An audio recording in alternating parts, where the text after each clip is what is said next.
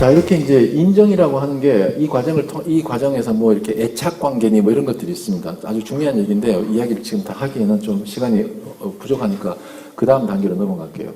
아이들이 직립보행을 하잖아요. 한 살 때쯤 되면 직립보행을 하죠.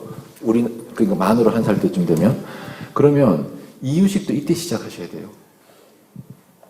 WHO 국제보건기구에서는요, 아이들에게 모유수유나 젖을 24개월까지 줘도 된다고 그래요. 모유수유가 너무 길어지면 안 좋지만, 모유수유가 6개월에 끝나는 건 아이들한테 너무 가혹해요. 이유식 너무 빨리 먹이지 마세요. 이유식 빨리 먹여서 제일 좋은 데가 어딜까요? 남양유업.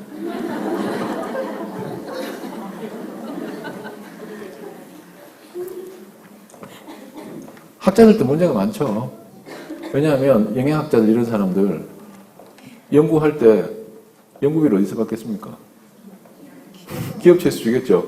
그럼 기업체에서 받은 연구비로 연구했는데 제품이 별로 도움이 되지 않습니다. 이런 연구 결과를 내면 안 되잖아요. 그러니까 도움이 된다고 얘기해요. 도움이야 되겠죠. 근데 총체적으로 보지 않는 겁니다. 아이들의 정서적인 성장을 생각하지 않는 거죠. 영양학적으로는 모르겠습니다. 이유식이 더 좋을지는 모르겠으나 옛날에 우리 어릴 땐 다 엄마 젖만 먹고 컸잖아요. 이유식 안 먹이면, 빨리 안 먹이면 애가 성장이 늦은 것 같은 그런 불안들이요. 자꾸 조장한단 말이죠. 불안을 조장하죠. 안 하면 안 될 것 같은 거. 혼자서 버틸 힘이 없는 거. 버티기 어렵다고 생각하죠. 근데 전문가들이 나쁘죠. 그런 걸 더 유포하니까, 사실. 24개월까지 전명해도 됩니다. 애들한텐 신체적인 성장도 중요하지만 정서적으로 충족감을 느끼는 것도 참 중요하죠. 그래서 아이들이 6개월이나 7개월 때 이유를 하고 엄마 젖과 떨어지는 건 아이들한테 너무 가혹해요, 사실. 젖을 떼기에 가장 적절한 시기는 뭐 24개월까지 젖을 먹여도 된다 그러는데, 그 뭐, 그렇게까지 하긴 좀 그렇지만, 대체로 이제 동의하는 시기들이 언제쯤인가 하면, 아이가 직립보행을 하는 시기. 일어나서 혼자 이제 걸어 다니는 그 시기쯤에 젖을 떼면, 적절하다라고 얘기를 하죠. 근데, 이 아이들이 이제 이 시기 때, 자율성이 한 우리 나이로 2살 때쯤부터, 만으로 2살, 12개월 지나면서부터 이제 자율성이라는 게 아이들한테 형성이 되는데요. 왜 자율성인가 하면, 애들이 그때 돼서 일어나면 굉장히 많이 돌아다니죠. 뭐든지 잡으면 손에 잡으면 입으로 갖고 가고, 그래서 엄마들이 하는 일이 다 위에 있는 거 밑으로 다 내려놓잖아요. 애가 이렇게 혹시 떨어질까봐. 근데 이게 아이들한테는요, 이게 참 놀라운 게, 우리는 지금 예를 들어서 1층에서 바깥을 보나, 1층에서 성북구청 바깥을 보나, 5층에서 성북구청 바깥을 보나, 보는 각도는 달라져도 똑같은 장소를 보고 있다는 걸 우리는 알죠. 성인들은 안단 말이에요. 근데 아이들은 이렇게 누워있다가, 천장만 보고 있다가, 딱 일어나는 순간, 시각이 달라지죠? 그러면 시각이 달라지면 같은 장소에 있다가 일어났다 할지라도, 아이의 인지에는 다른 장소가 되는 거예요. 그래서 3살이나 2살이나 3살이나 4살 때쯤 된 아이들한테 얼굴 가렸다가 까꿍하는 놀이를 하면 우리는 가린 거지만 아이들은 없어진 거예요, 이게. 아, 정말이에요. 없어졌다가 생긴 거예요. 우리의 어른의 인지지능으로, 인지적인 그걸로 아이들을 이해하려고 하시면 우리는 그냥 없네, 있네, 없네, 있네가 되지만 진짜로 아이들한테 진짜 없어졌다 생기는 거예요. 그러니까 애들이 누웠다가 일어나는 순간 굉장히 다른 장소가 되는 거죠. 그리고 이 아이들은 이때부터 인간에게 아까 말씀드렸던 어떤 원형이 바로 뭔가 하면 먹이를 탐색해야 돼요. 먹이를. 우리가 뭐 어느 날 갑자기 이런 인류가 된 게 아니잖아요. 아주 오랜 기간 동안 진화를 거치는데 진화하기 위해서 뭘 해야 됩니까? 먹이를 먹어야 되죠. 직립보행을 하고 혼자 걸어 다닐 수 있는 순간부터 먹이를 구해야 되는 거죠. 그래서 애들이 뭐든지 잡으면 어디로 갑니까? 입으로 가잖아요. 이게 원형입니다. 인간의 DNA화된 원형이죠. 그 다음에 이것뿐만 아니라, 이건 이제 단순히 이런 것뿐만 아니라, 아이들에게 가장 발달된 감각기관이 혀예요, 혀. 혀의 돌기가 한 5만 개쯤 된답니다. 처음에 태어나면. 미뢰라는 게. 그러다 나이가 들면 들수록 미뢰가 죽죠. 그래서 나이가 들면 간을 못 보시잖아요. 미래가, 이게 제일 가장 발달된 감각기관이어서 눈보다도 귀보다도 코보다도 손보다도 그 물체를 파악하는 정보 파악, 지식을, 정보를 습득하는 가장 좋은 기관이 아이들한테 입이라는 거죠. 먹어보고, 이거 아니네. 이거 못 먹는 거. 버리고, 이런 과정들을 거치면서. 그래서 아이들은 이때부터 어떤 것들을 계속 탐색하기 시작합니다. 탐색하면서 아이들이, 새로운 경험들을 많이 하죠. 근데, 제가 우리나라가 그 어느 나라보다도 홍콩 이런 나라를 제외하고 아마 아파트가 제일 많은 나라가 우리나라 아닐까요? 아파트가 제일 많은 나라가 지금 우리나라인 것 같은데요. 이 아파트가 어떤 면에서 인간을 애완으로 만들어버렸다는 생각을 합니다. 무슨 말씀인가 하면요.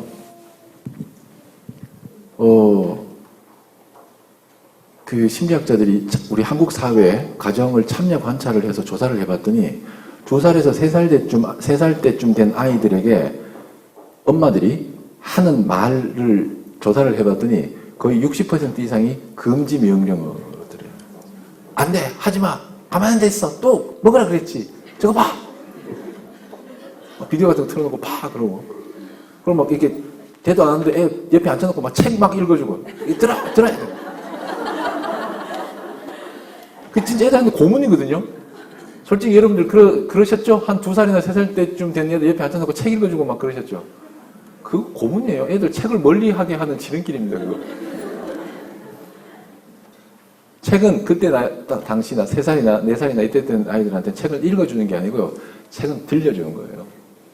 엄마가 책을 읽어주는 게 아니라 엄마가 책을 미리 읽고 굳이 책을 읽어주고 싶다면 책을 미리 읽고 스토리를 아이하고 같이 이야기하는 거예요. 엄마들은 문자를 빨리 깨우치게 하고 싶으시죠? 그거 좀 빨리 깨우치는다고 뭐 나왔나요?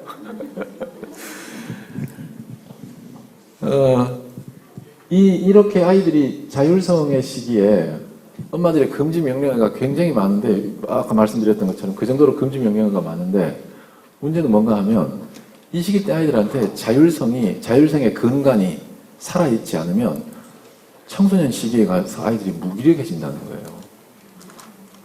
상담실에 예전에 제가 한국 떠나기 전에 학교 교사할 때, 학교 상담을 할 때, 그때 상담실에 오는 아이들, 부모 손에 이끌려서 오는 아이들 거의 대부분은 뭐 폭력, 일탈, 담배 뭐 이런 거 있잖아요. 이런 거 험한 행동 해가지고 잡혀온 아이들 거의 대부분이었는데 요즘 상담실에 오는 아이들의 절반 이상은 거의 다 무기력이에요. 부모님들이 우리 애 너무 무기력해요. 아무것도 안 하려고 그래요. 컴퓨터 게임 하려고 그래요. 뭘 시켜도 안 해요. 들어도 뭐 말해도 그냥 귀등으로만 듣고 너 뭐가 좋은지 그래도 몰라요. 삶에 흥미가 없어요. 이게 부모님들이 아이들 데리고 오는 가장 많은 케이스에 가장 많은 문제거든요. 근데 그게 사교육의 문제도 굉장히 있긴 하지만요. 저희들은 그렇게 봐요. 이 시기에 아이들의 자율성의 싹을 마르게 만들었다고요. 마르게. 왜 그런가 하면 제가 아까 아파트가 애완 같다고 말씀드렸는데 저희들 어릴 때는요. 2살, 3살만 돼도 누나 등에 업히거나 형 따라가지고 동네 나가서 방목 당했거든요. 흙도 주워 먹고 막 깨지고 막 이러잖아요. 부모의 간섭이 최소화된 시기였죠. 그러니까 애들이 다치고 좀 위험하긴 해도 자율성을 막 성장할 수 있게 되는 거죠. 그리고 애들한테서 또 하나 앗아간 게 뭔가 하면 우리가 사교육과 아파트 때문에 앗아간 게 바로 아이들한테 놀이예요, 놀이. 지금 아이들은 모든 놀이도 다 기획된 놀이죠. 줄넘기도 뭐 어디 가서 레슨을 받아야 되고. 우리 아들애 데리고 제가 한국 와서 얼마 안 돼가지고 아들애 데리고 야구하러 학교 운동장에 가는데 내가 가기 싫어가지고 친구 없냐 그랬더니 친구 없을 거라고 그러는 거예요. 한국말도 잘 안 되고 그래요. 그렇게 가면서 야 운동장에 사람 많을 텐데 하면서 투덜투덜하면서 갔는데 운동장에 애들이 아무도 없어요. 제가 초등학교 때 생각하면 거의 뭐 학교 마치고 거의 뭐 흡사 까마귀 때처럼 막 운동장에 막 휩쓸려 다녔는데 운동장에 아무도 없어요. 둘이서 막 공 치고 막 애들이 다 어디 갔죠? 학원 갔죠?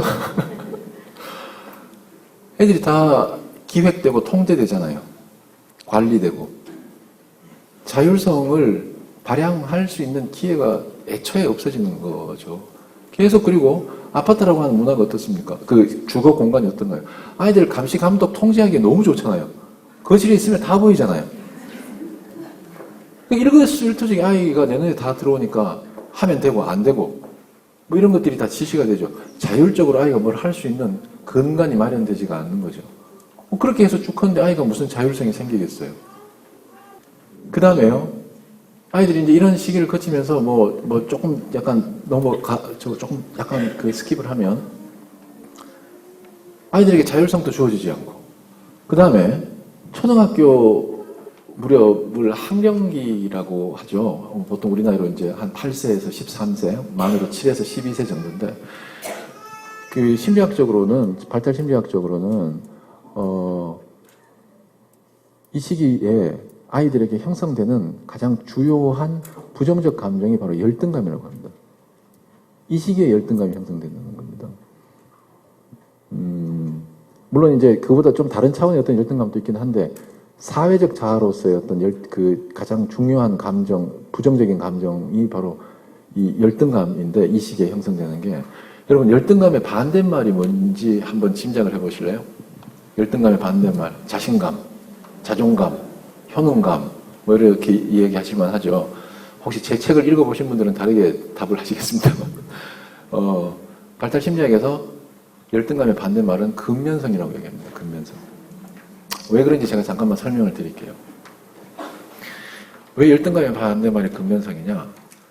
보통 이 시기 때 아이들에게 가장 중요한 것은 과제를 잘 하는 게 중요한 게 아니고요. 과제를 다 하는 게 중요해요. 볼게요. 두 가지 차원의 근면성이 있어요. 두 가지 차원의 열등감이 있는데 첫째, 열등감을 형성하게 되는 게 과제를 다 하지 않았을 때 어떤 문제가 발생하는가. 보세요. 여러분들 옛날에 초등학교 여기 계신 분들은 좀 이제 30, 40대가 많으실 테니까 옛날에 초등학교 때 아직도 체벌이 있을 때 선생님이 자 이제 산수 시간입니다. 선생님이 어제 산수 숙제 내줬지? 자 숙제 다 펴놔봐. 그걸 짝대기 딱 들고 이쪽에서 이렇게 가시잖아요. 복도사에 이렇게 돌아오는 동안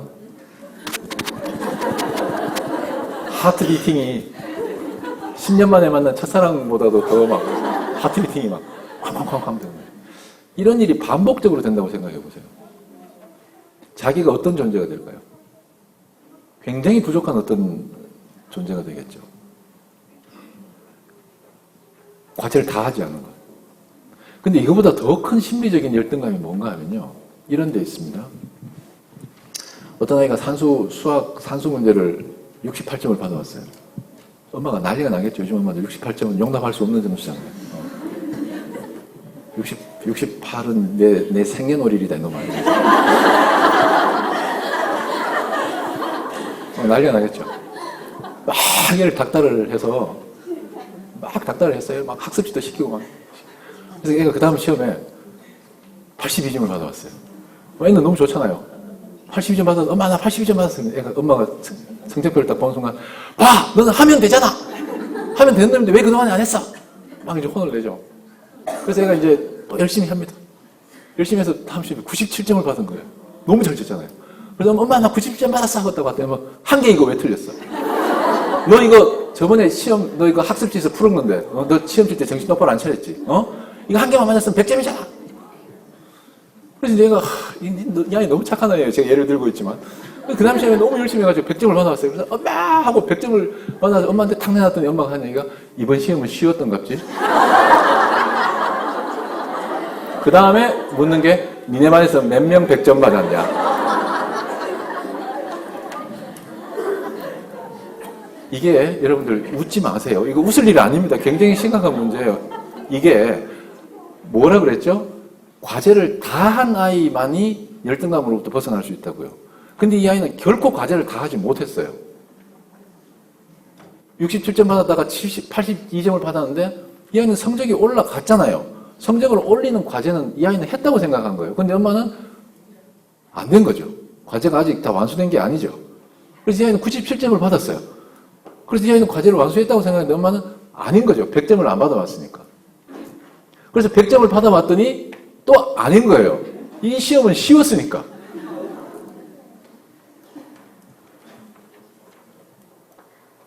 심지어 반에서 1등을 해와도 야 니네 반 떨반이냐? 이런 거죠.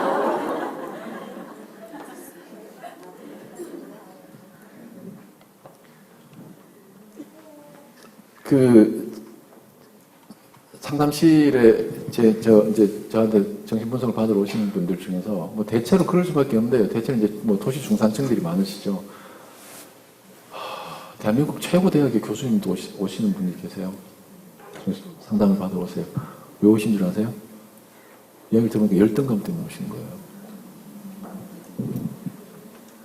전교 수석 별로 놓쳐본 적 없고 한국에서 제일 좋은 대학 들어갔고 미국의 제일 좋은 대학 중에 하나에서 석박사를 했고 그리고 한국에 굉장히 이른 나이에 교수가 됐는데 이분이 가지고 있는 문제가 바로 열등감인 거예요. 단 한 번도 엄마가 자기를 인정해 준 적이 없대요. 그래서 아이들에게 가장 중요한 건요. 잘했냐가 아니라 다 했냐예요. 쓸데없는 기교 막 부리지 마세요. 아이들한테 다 한 걸 칭찬해 주세요. 이거는 현실 생활 속에서도 그래요. 제가 우리 아들놈이 뭐 큰애는 지금 그 제대로 다녔으면 대학교 3학년인데 학교를 들어가시더니 학교가 재미가 없으시다고 나가셔서 집을 나가셔서 한 1년 반 정도 독립해서 열심히 잘 사시다가 놀아보니 재미가 없다고 다시 학교를 다시 원래 복학을 하셨는데 우리 큰따님은 이제 그렇게 살고 계시고요. 이제 아드님께서는 초등학교 때 한국에 초등학교 1학년 때 한국에 왔는데 그 너무 못 따라가니까 뭐 사교육을 한 번도 시킨 적은 없고요. 엄마가 이렇게 내준 문제를 이렇게 좀 풀어라. 워낙에 한국에 수학이 어렵잖아요. 산수가 어려우니까. 근데 그런 지적인 어떤 영역을 채워주지 않는 것도 또 문제예요. 어느 정도는 아이가 그것 때문에 열등감이 들지 않도록 해야 되는데 문제를 풀기를 싫어하는 거죠. 그래서 제가 아들을 붙잡고 물어봤어요. 이야기를 쭉 물어봤더니 왜 풀기 싫냐라는 얘기를 쭉 물어봤더니 풀었는데 틀리는 게 두려운 거예요. 예를 들어서 10문제를 풀었는데 7문제가 틀리거나 8문제가 틀리면 자기 자신이 너무 부끄러울 것 같다는 거죠. 그래서 제가 아이한테 굉장히 단호하고 분명하게 엄마는 아빠는 10문제를 틀려서 10문제를 다 틀려도 괜찮다. 가장 중요한 건 10문제를 다 푸는 거다. 틀리는 건 신경 쓰지 말고 상관하지 말고 그냥 네가 풀 수는 있냐? 그랬더니 풀 수는 있대요. 좋아. 그러면 10문제를 네가 다 풀어라. 딱 한 번 그 얘기 해줬거든요. 네가 다 푸는 게 가장 중요하다. 틀린 건 상관없다. 근데 그 이후로 아이한테 뭘 하는 거를 뭘 해서 이렇게 공부와 관련된 것들을 해서 안 풀었다고, 덜 했다고 혼내본 적은 한 번도 없어요. 아이가 그게 확신이 있는 거예요. 근데 아이들이요, 기본적으로 인정과 평가는 떼놓을 수 없는 거예요. 인정의 그림자가 평가란 말이죠. 평가받고 난 다음에 인정하게 되는 거예요. 우리 부모님들은 대체로 그러신단 말입니다. 우리가 대체로 그렇지. 아이들한테 네가 이걸 잘했으니까 내가 너를 사랑한다. 평가가 기본이 되고 인정이 되는, 그 다음에 인정을 하게 되는 거죠. 가장 나쁜 거죠. 그냥 자식은요, 그냥 인정해야 될 존재예요. 그냥 인정해야 될 존재. 평가가 중간에 끼게 되니까. 근데 우리가 얼마나 많은 평가를 하고 있습니까, 아이들한테. 인류가 생긴 이래로 이렇게 시험을 많이 치는 인류가 있었나요? 어느 인류가 이렇게 시험을 많이 치나요? 모든 게 다 평가잖아요. 심지어 박사들 모아놓고 수업하는 수업들인데 그거 평가하자 그러면 다들 막 난리 지랄들을 쳐요. 시험 치기 너무 싫어요. 왜? 평가당하니까. 그러니까 아이들도 아는 거죠. 어떤 시험을 치면 평가를 당하는 거고 평가가 자기를 결정할 거라고 생각하는 거죠. 평가가 너를 결정하는 게 아니다. 너는 네가 해야 될 과제를 다 마친다면 너는 네 과제를 다 마친 거다. 그걸 굉장히 확신을 시켜줬다고 생각해요, 저는. 그래서 그 이후로 이 아이가 과제를 안 한 적은 없어요. 뭘 잘하는 건 아니지만 안 한 적은 없어요. 금연성의 반대말이, 열등감의 반대말이 금연성이라는 말씀 이해가 되시나요? 과제는 잘하는 게 중요한 게 아니고 기본적으로 다 하는 게 중요해요. 그래서 아이들한테 과제를 잘했냐 안 했냐는 가지고 초등학생 넘어서 중고등학생도 마찬가지예요. 초등학생만 그런 게 아니라 결국은 아이는 어쨌건 그 과제를 하는 동안 자기의 최선을 다했을 거란 말입니다. 최선 아니어도 80%, 90%의 최선을 했겠죠. 근데 그것만큼 인정이 돼야 되는 건데 그거조차도 인정이 안 되는 거죠. 그 다음에 초등학년을 지나고 중고등학교 무렵이 되면, 중학생 무렵이 되면 저는 이 중학교 아이들을 어떻게 뭐 그런 얘기 다 아시죠? 북한의 김정은이가 중2 무서워서 못 쳐내려온다, 뭐 이런 얘기 아시고. 우리 때 옛날에는 뭐 방이 무서워서 못 쳐내려온다 그랬어요. 방이 도시락에 뭐 들은지 몰라가지고. 근데 중학교 2학년, 중2 딱 되면 확실히 달라져요. 중2 여름방학 딱 지나면 아이들이 이렇게, 남자애들이건, 여자애들은 좀 더 빨리긴 한데요. 확실히 달라지죠. 이 시기를 저는 사회적 신생아라고 이야기를 합니다. 사회적 신생아. 자, 이때부터 엄마와 아버지의 역할이 굉장히 중요하게 바뀌기 시작하는데요. 이때부터 혹시 여러분들 기분 나쁘게 듣지는 마세요. 이때부터 엄마의 가장 중요하며 가장 유일한 역할은 아이들에게 밥을 잘해주는 겁니다. 근데 놀랍게도 이때부터 엄마들의 교육에 대한 개입이 훨씬 더 많아지죠. 저는 심지어 요새 아버님들이 몇 분 계셔서 좋은데요. 요즘은 아버지 절멸의 시대다. 아버지는 사라지고 멘토들만 극성을 떠는 시대. 근데 그 멘토들이 되려면요, 성공한 아버지라야만 멘토가 될 수 있어요. 솔직히 봅시다. 굉장히 유명한 뭐 트위터 대통령이라고 하는 이모 소설가 같은 분이요. 그분의 살아온 삶의 궤적을 보면 아시죠? 이번에 뭐 어디 혼외 아들 뭐 이래서 소송 그렇게 살기를 원하세요? 우리 애들이? 그분이 이 시대의 멘토잖아요. 근데 그분이 멘토가 될 수 있던 건 뭔가요? 성공을 했으니까 멘토가 되는 거죠. 성공한 아버지가 아니면 멘토도 못 되는 거예요. 그럼 아버지는 다 어디로 가겠습니까? 근데 이게 이 시대적인 상황이 그렇게 될 수밖에 없는 게, 아버지가 학교에 아버지의 본분을 굉장히 많이 뺏겨버렸어요. 보세요. 한 7, 80년 전쯤에, 뭐, 굳이 멀지도 않죠. 우리 할아버지들, 여러분들이 할아버지 시기 때, 우리가 먹고 살기 위해서, 일용할 양식을 구하기 위해서 해야 되는 생산 활동을 다 누구한테 배웠을까요, 남자들이? 아버지한테 배웠죠. 농사 짓는 사람들. 언제 피를 어떻게 뽑고, 언제 물꼬를 트고, 뭐 해가 뜨면 어떻게 하고, 비가 오면 어떻게 하고, 언제 파종을 하고, 언제 뭐를 내고, 어떨 때 추수를 하고, 뭐를 심어야 되고, 어떻게 농기구를 다루고, 소는 어떻게, 소쟁기는 어떻게 잡고. 우리 한국 사회 역사를 봐도 수많은 대부분의 생산 활동은, 그쵸. 엄마들도 물론 생산 활동을 했지만, 주된 생산 활동은 남자들이 하고, 그 남자들의 생산 활동을 학습은 아버지와 아들을 통해서 전수됐죠. 근데 지금은 아버지가 아들한테 전수해 줄 수 있는 게 진짜 거의 없어요. 그러니까 아버지의 역할은 돈 벌어다 주는 거? 그것도 가능하면 한 달에 한 번만 들어오고.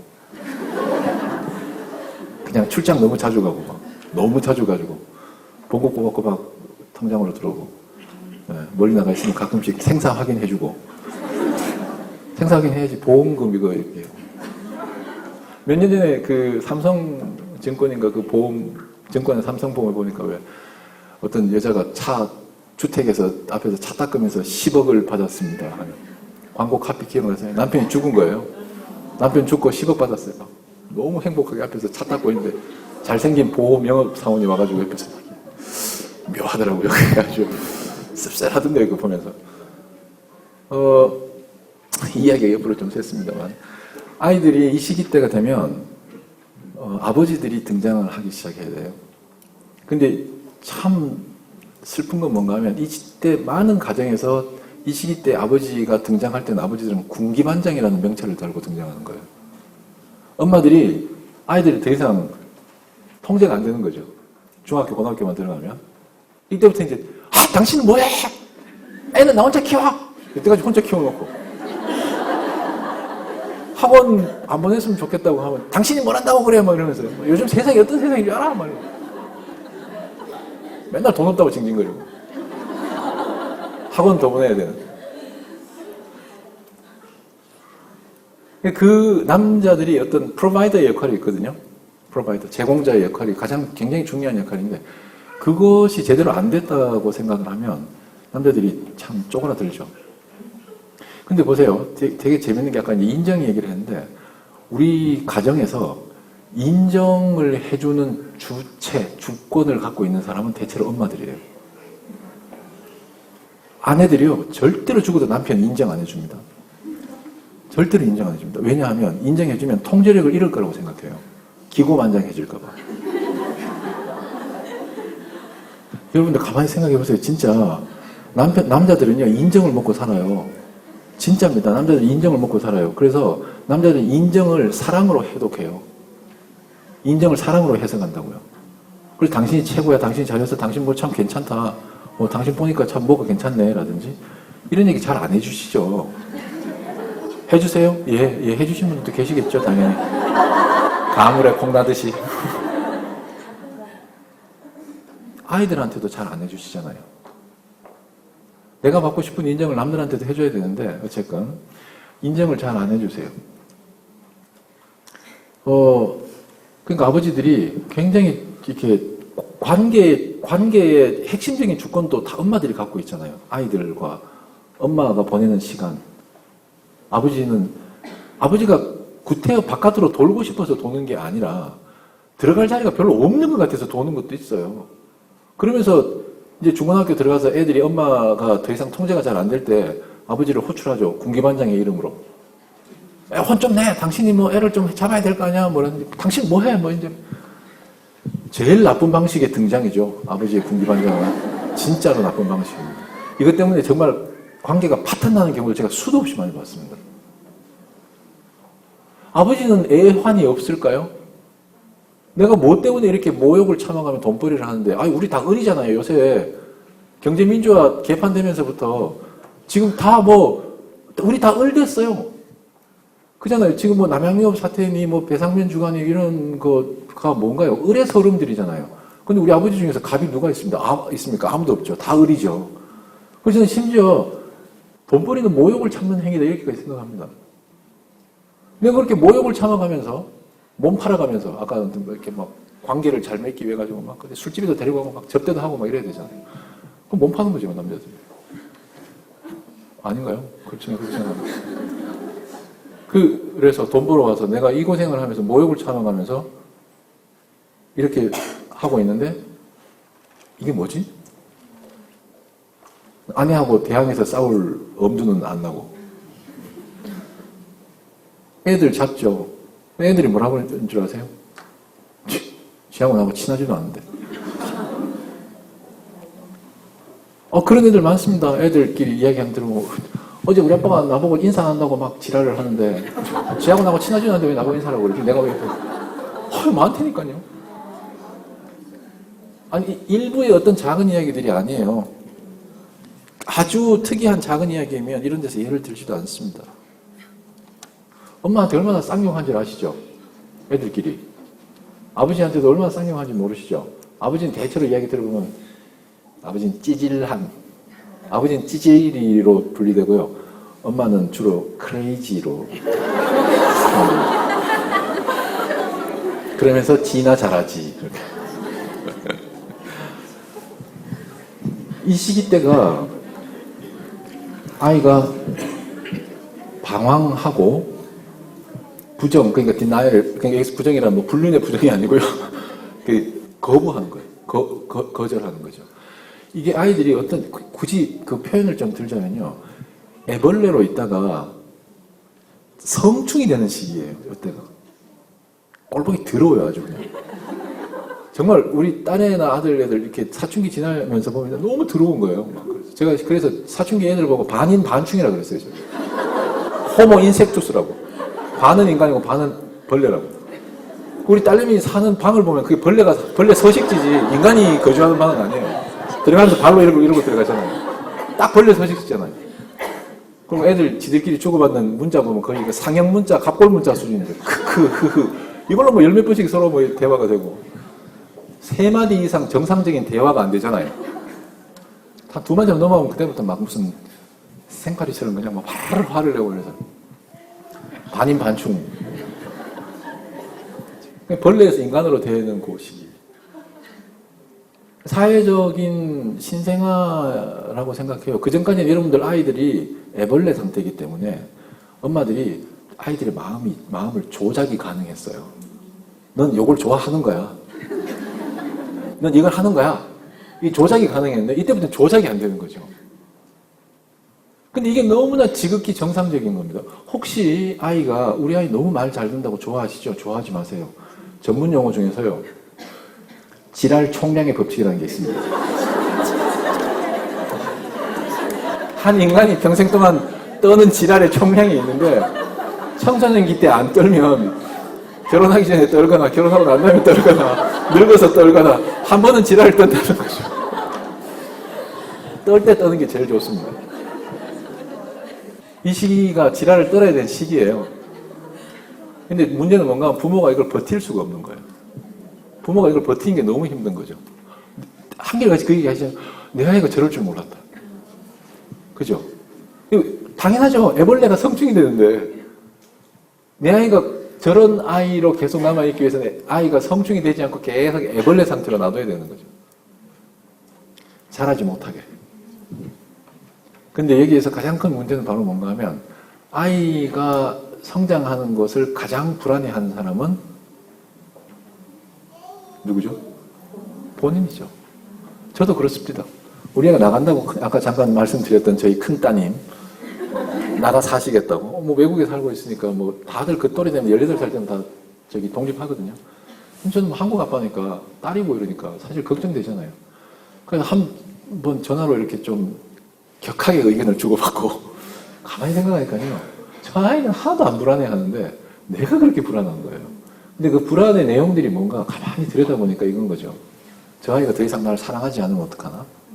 저 아이가 더 이상 아빠를 예전처럼 아빠와의 관계가 더 끈끈해지지 않고 더 느슨해지면 어떡하나? 아빠가 더 이상 너에게 중요한 사람이 안 되면 어떡하나? 이것 때문에 못 나가게 하더라고요. 그래서 제가 딸한테 다시 그 다음날 전화해서 물어봤죠. 좀 찌질해 보이긴 하지만 아빠는 이게 불안하다. 넌 나가도 아빠를 영원히 계속 사랑할 거냐? 사랑의 확인이 필요합니다, 여러분. 제가 사람들이 딸은 어떤 존재냐고 물어보면요. 제가 이런 얘기해요. 결코 헤어질 수 없는 애인이다. 딸은 아빠한테요. 딸은 진짜 결코 헤어질 수 없는 애인 같아요. 막 맨날 저한테 돈 뜯어가고 요 놈이 문자를 잘 보내거나 뭐 이렇게 전화를 잘 받거나 문자를 잘 보내면 아 여기 뭔가 필요한 게 있구나 싶은데 아니나 다를까 거의 어장관리 당하는 수준이에요. 결코 헤어질 수 없는 애인인데 아까 말씀드렸죠. 부모가 뭐라고요? 베이스 캠프라고요. 제가 상담 현장에서 보면서 그런 걸 참 많이 보는데 말도 안 되는 상황을 참으면서 결혼, 혼인 관계를 유지하는 여성들을 참 많이 봅니다. 가정폭력, 뭐 남편이 말도 안 되는 외에도 뭐 진짜 말도 안 되는 말도 안 되는 시댁의 어떤 핍박 같은 거 말도 안 돼. 진짜 제가 들어봐도 이건 말도 안 되는 그런 관계임에도 불구하고 이혼하지 못하고 사시는 여성들의 특징이 바로 뭔가 하면 돌아갈 곳이 없는 거예요. 받아줄 친정. 꼭 친정으로 돌아가지 않더라도 친정의 지지. 물론 다 그런 건 아니나 대체를 보면 우리가 부모가요 오랫동안 잘 살아 건강하게 튼튼하게 자기 자리를 잘 지켜주는 것이 자녀가 언제든지 돌아와서 쉴 수 있는 공간을 제공해야 되는 거죠. 물론 이제 나이가 들면 우리가 뭐 요양원에 가거나 뭐 이렇게 되긴 하겠습니다만 아이들은 이 시기에 가장 그래서 중요한 질환이 뭔가 하면 부모를 부정하는 거예요. 부모가 껍질이거든요. 이 껍질을 벗어 던져야 되는 거예요. 그러니까 이게 부정당하잖아요, 우리가. 그러니까 이게 견딜 수가 없는 거예요. 내가 이 아이의 보호막이라고 생각했던 것이 이제 더 이상 보호막이 아니라 내가 굉장히 거추장한 뭐라고 표현해야 될까요? 아이를 이렇게 성장하지 못하게 하는 가림막이 되어 있구나, 내가. 이걸 내가 인정하기가 너무 어렵죠. 그래서 아이들이요, 성장하기 위해선 부모를 부정하는 것이 아주 정상적인 행위입니다. 딱 2년만 기다리세요. 딱 2년만 참으세요. 근데 이제 이 시기에 엄마들과 부모님들이 아직 수업 안 끝났는데 정말 치시네. 이 시기에 이제 엄마들의 딜레마가 있죠. 관계는 나빠도 공부는 해야 된다. 저는 그건 이야기 안 하려합니다. 네. 관계는 나빠도 공부는 해야 된다는 그거는 제가 이야기를 못 하겠습니다.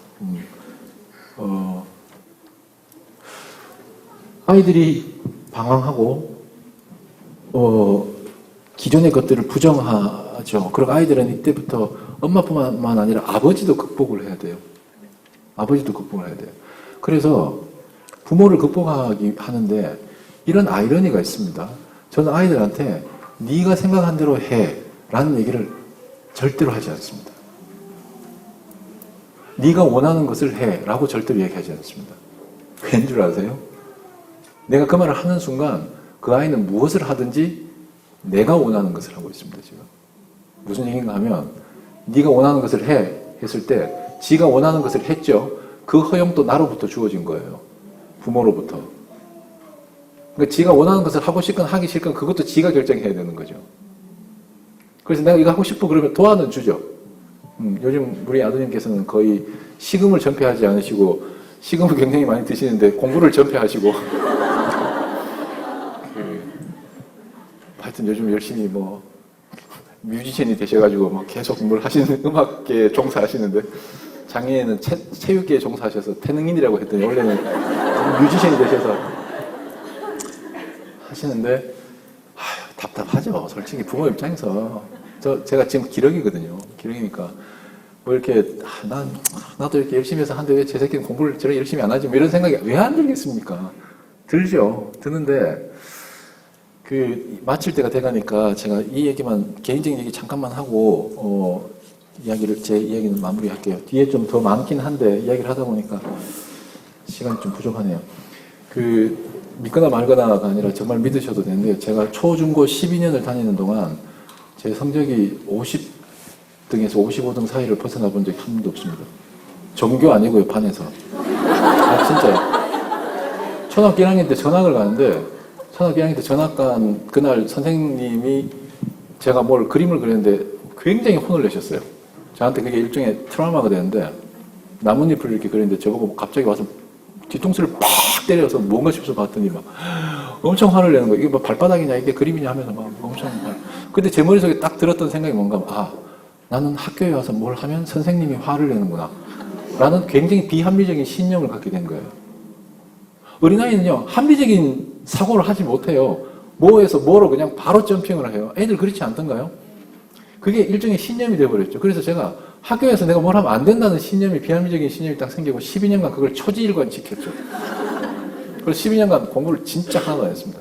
심지어 이거 정말 창피한 얘기인데 고등학교 떨어져서 2차 고등학교를 갔습니다. 거기 가가지고도 50등대를 꾸준히 유지를 해줬습니다. 가끔씩 40등도 하고 뒤에 대설명은 다 운동부 애들이죠. 고등학교 때는 럭비부, 중학교 때는 농구부 뭐 애들. 근데 제가 심지어 4대 독자거든요. 4대 독자고 저희 아버님 저를 44살에 낳으셨어요. 43살에 낳으셨어요. 이북에서 내려오셔가지고. 이게 스펙으로 봐서는 꽤 귀한 집 아들이죠. 네. 그 어머님한테 연락이 많고 컸습니다. 버리장머리 없다고. 저는 남성성을 어머니한테 배우고 여성성을 아버지한테 배웠는데 제가 사실 오늘 남성성 여성성 얘기를 좀 하려고 했었는데 시간이 안 되네요. 근데 제가 아이를 키우면서 어머니와 아버지의 제 어머니와 아버지의 양육 태도를 우리의 가장 중요한 레퍼런스가 부모님이니까요. 내가 그 부모님에게 제일 많이 영향을 받았으니까. 제가 참 아버님을 좋아하거든요. 저희 아버님을 돌아가셨는데 뭐 그렇다고 저희 아버님이 굉장히 훌륭한 분은 아니세요. 훌륭한 분은 아니시고 뭐 그렇게 이상화할 분은 아니세요. 뭐 술도 많이 드시고 뭐 가끔씩 행패도 피우고 하여튼 그러셨어요. 근데 제가 아버지를 굉장히 좋아하고 그리워하는데 지금도 누가 아버지 얘기하면 제가 약간 눈이 좀 그래요. 근데 돌아가신 지가 13년이 넘었거든요. 지금 또 아버지 제사를 모시면 울어요, 제가. 근데 어느 날 제가 우리 아버지를 이렇게 쭉 생각하고 아들을 생각하다가 내가 왜 이렇게 아버지를 그리워하고 좋아하지? 이렇게 제가 나이가 이제 50이 뭐 넘었고, 아버지 돌아가신 지 이만큼 됐고, 왜 이렇게 좋아하지? 가만히 생각해 보니까 어떤 생각이 문득 드는가 딱 두 가지 생각이 드는데 뭔가 하면요. 아버지가 나에게 한 번도 책임을 묻지 않으셨어요. 너 왜 이렇게 못했니? 너 왜 이렇게 공부를 안 해? 왜 이렇게 못해? 왜 너는 이 모양이니? 이런 얘기를 저한테 단 한 번도 하신 적이 없으세요. 근데 아버지가 저한테 뭐 무관심하셨냐 하면 그게 아니고요. 그러면서 드는 생각이, 아, 우리 아버지가 나라는 존재를 참 즐기셨구나, 이런 생각이 들었어요. 나라는 존재를 기꺼워하셨구나, 즐거워하셨구나. 근데 우리 부모님들 자녀가, 여러분들 자녀가 사랑스럽고 이쁘지 않으세요? 이쁘고 사랑스럽죠. 근데 그걸 가로막는 게 바로 교육이라니까요. 그놈의 평가라니까요. 이게 주객이 전도되는 거라고요. 마음껏 이뻐해 줄 수가 없어요. 마음껏 즐길 수가 없어요. 성적표를 보면. 뭐가 더 본질적인 것일까요? 제가 대한민국 부모에 쓴, 여러분들 대한민국 부모라는 책 읽어보셨습니까? 아니, 대답이 없군요. 작년에 예스24 올해 책 19위에 선정된 대한민국 부모라는 책이 있습니다. 대한민국 부모, 안 적으신 분들은 뭐예요? 빨리 적으세요. 아니, 한번 안 사보셔도 되고요. 도서 안에 있으니까 빌려보셔도 됩니다. 근데 거기에 제가 어떤 케이스를 이야기했는가 하면, 아들을 죽자고 공부시켜서 의사를 만든 엄마 이야기가 하나 있습니다. 근데 아이가 의사가 딱 되고 의사시험 합격하고 난 다음에 인턴 끝나고 난 다음에 소리 소문 없이 사라졌어요. 그리고 엄마한테 전화를 해서 당신의 아들로 산 세월은 지옥이었습니다. 더 이상 날 찾지 마세요. True. 실제 스토리입니다. 제가 그 엄마가 울고불고 통곡을 하는 얘기를, 그런데 이 엄마가 이 아이를 수소문을 해서 찾으려고 봤더니 자기가 이 아들에 대해서 알고 있는 게 너무 없더래요.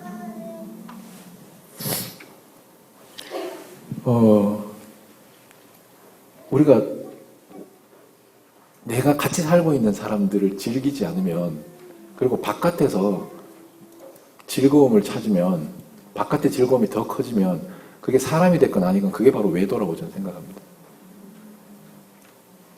내 아이들을 즐기세요. 남편은 즐기기가 좋으려고.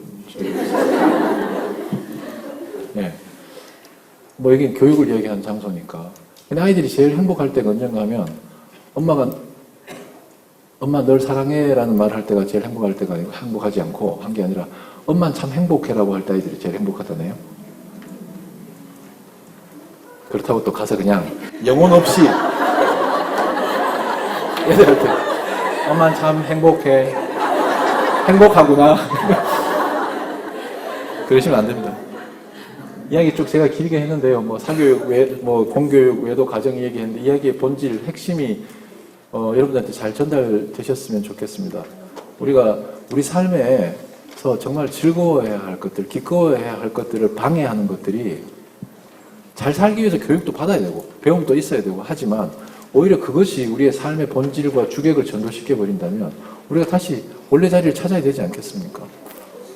아이들을 즐거워합시다. 기꺼워합시다. 평가 때문에 아이들 미워하지 마시고요. 시험 못 쳤다고 아이들 싫어하지 마시고 화내지 마시고 그걸로 대리만족하지 마시고 즐깁시다, 아이를. 강의를 마치도록 하겠습니다. 감사합니다.